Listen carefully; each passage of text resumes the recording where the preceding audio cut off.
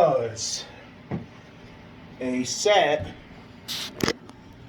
of dumbbell presses that I did right after I finished bench pressing.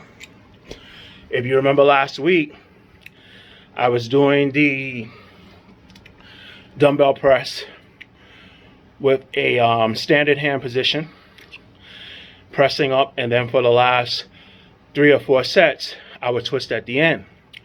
The variation that I used this time around was that I started the dumbbell press with a neutral hand grip. That is with your hands, both hands pointed with the palm facing inside of your body. When you do the neutral hand bench press, you get a little bit of a better squeeze of the pecs. You also working the triceps. I did that for about 8 or 9 reps. Then I turned the palm back to standard with the palms facing out, and I did about another, I don't know, it was 5, 6 reps of that. Again, like I said, there's different variants that you can do when you use dumbbells compared to when you use barbells. That's actually going to be one of my next videos, is talking about the type of dumbbells that you should use or that you should look to purchase when you have a home gym. The particular dumbbell that I use are Hexagon dumbbells, and I'll be completely honest with you, the Hexagon dumbbells actually feel heavier than the dumbbells that I use at the gym that is coated in rubber.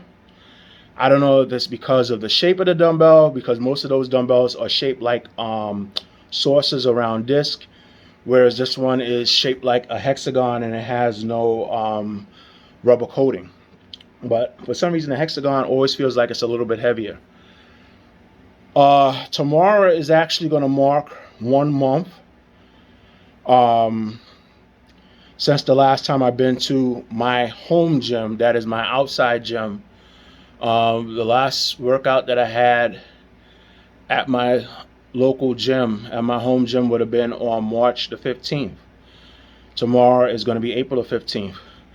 The gyms and other quote-unquote non-essential businesses were shut down on the week of March the 16th. That would have been that Monday. Gyms actually closed on that Monday. I got my last workout in just the day before on Sunday, March 15th.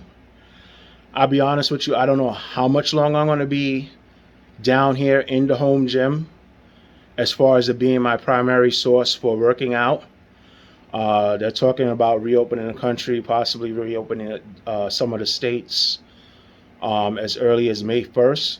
But I can tell you that I will not be in that first herd of people that's going to be rushing back to the movies or rushing back to restaurants. And as much as I love the gym, I will not be within that first group. When the virus first hit or became very prevalent in this country at the beginning of March, I was one of the last holdouts that said, oh, it's no big deal, it's not all that serious. Once it starts affecting people that you know, you realize how serious it is. And what people don't understand is that it's not so much the virus itself that is dangerous. For example, I had a meeting at work today and they were saying, some of the different plans and some of the different things that they're doing now that they're providing us with gloves and they're providing us with masks and so on and so forth at work. The thing that you don't realize, it was a group of about maybe, I know it was more than 10. I want to say it was at least about 15 of us, including supervisors, maybe 15 or more of us, standing, spread out, somewhat. But the thing that you don't realize is that you don't know who among us could have been sick and showing those symptoms. One guy said that he has a parent at home that is sick and is awaiting a test. Now, he was already cleared to come back to work, but again, who knows if after he was cleared, if he might have picked it up again. And that's what the dangerous thing with this virus is that you don't know who has it. Back in the days, if you had the Spanish flu, Black Plague, if you see a person who's sick, okay, I'm going to stay away from that person.